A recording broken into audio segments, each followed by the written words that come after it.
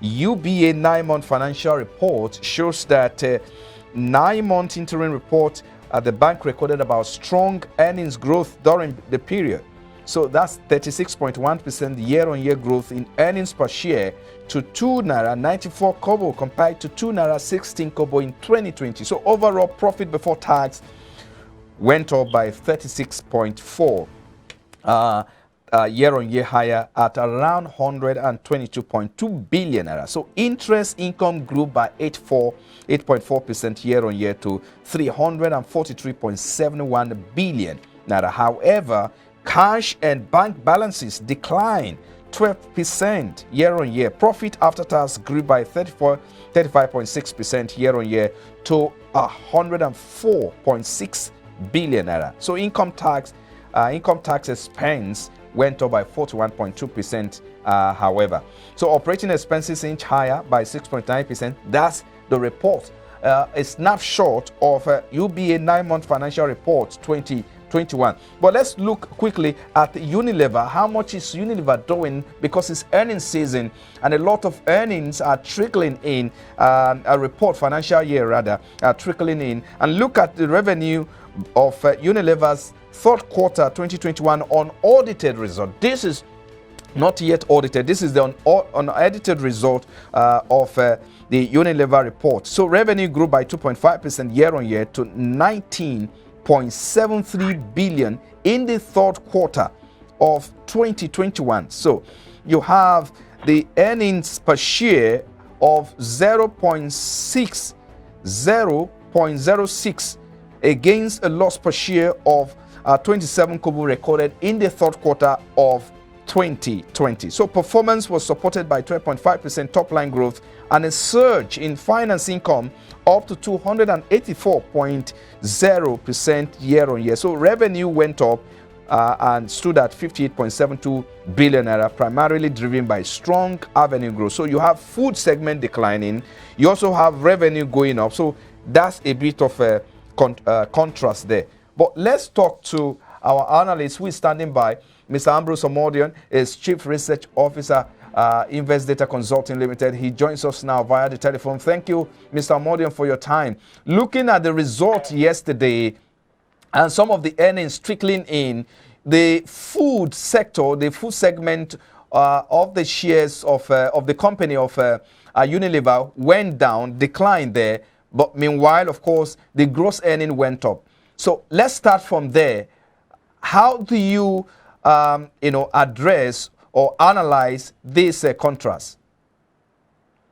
Actually, when you see a company coming back from a loss position to a position, they're about to see all this kind of mixed performance.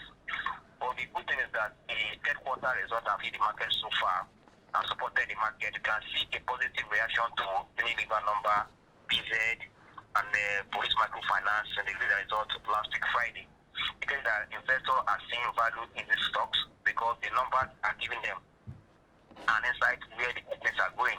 Especially, don't forget that anywhere in the world, third quarter results give you an insight what is expected from the company at the end of the current financial year. That is where both in Nigeria and outside Nigeria, once it comes to third quarter results, people want to pick position with it because it tells you an insight, gives you an insight what you should expect in the full financial year that will end in December that year, especially those that have their financial year with the calendar of January toward December.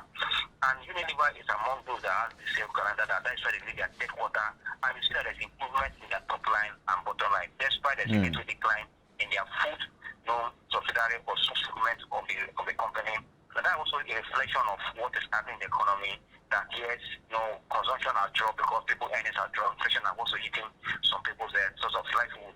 But the good thing should be that all the results that came from consumer goods, there's an improvement. It tells you that the economy is also recovering because if you want to really test whether the economy is doing well or not, you look at the food manufacturing or the food application sector to see the rate of consumption. Right. If you are seeing the number that the one that came from Nestle was positive, the one that came from PZ was positive, the one that came from Unilever was positive, despite the missed one you are just seeing for Unilever. But all the numbers shows that something is happening in that sector. But what we are looking at this one, that every investor wants to go where there is value. And see that there's value that this company has also diversified. You know, Unilever has done into tea business, into like Nestle, into Nescafe. They are going to tea business, which also are also reflecting on their performance globally. That will take over to Unilever Nigeria. For me, these are signs that I see that since then the result is their price has been on the up direction. People are speaking this morning, and the market has opened. It has been almost 9%, 10% maximum for the day. That means people are seeing value in that kind of norm. Every company that is coming up with the good numbers. That's good, but the numbers are okay despite this risk. I think only that we have to look at this. We have seen the third quarter, we have seen the fourth quarter. The remaining that has given an insight to good kind of dividends to be expected from Unilever at the end of the year. It might not be strong to support the price, but because they will up their payout a little. That was invested in. Also, capital appreciation is key. People that are in business now is the traders that are playing the stock now. They are not interested in the event that will come in next year, first quarter. But seeing the good number that market is doing, the big money will come out. Why the long-term investor also be looking at the stock? This is what is happening in Unilever. But you mentioned that UBA, I would say UBA has kind of given an insight to what we should expect from the financial, especially the focus, the first-year bank. Now, when Stampik released the result, it was a slap to the main investor when they saw that result. But still, market reacted to that result positively that day.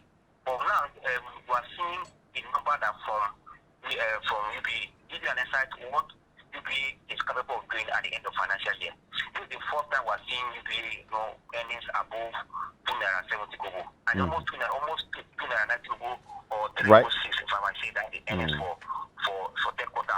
And this kind of number we saw in UBA is when in 2018, when the stock hit as high as 13 naira, that they released around the 2.50, 2.57 Kobo. Now we're still at any pressure of almost 3 naira. Tell you that at the end of the year, you pay by cross was close to 4 naira or hit 4 naira any pressure.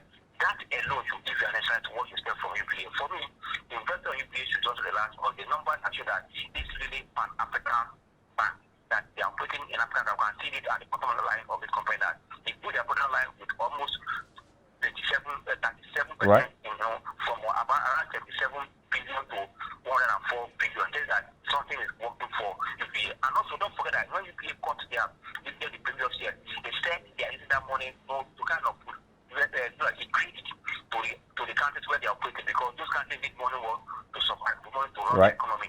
And now, if the economy is bouncing back globally because of percent, that those people that have lent their money are paying them. And also, don't forget that oil price also is on increase. And the banks in Nigeria are highly exposed to oil sector and power sector. All right. If this is happening, we expect to see more of this from right? The Federal Bank. That means we are looking forward to see results from State Bank, from First Bank, from Africa, from Access Bank, and the GTB.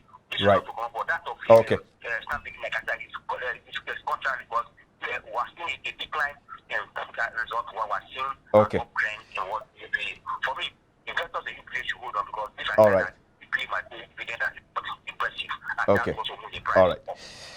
Okay, I think we should leave it there. Thank you so much. Ambrose Omodion is Chief Research Officer, Investigator Consultant. Thank you for your time on the program today. Thank you.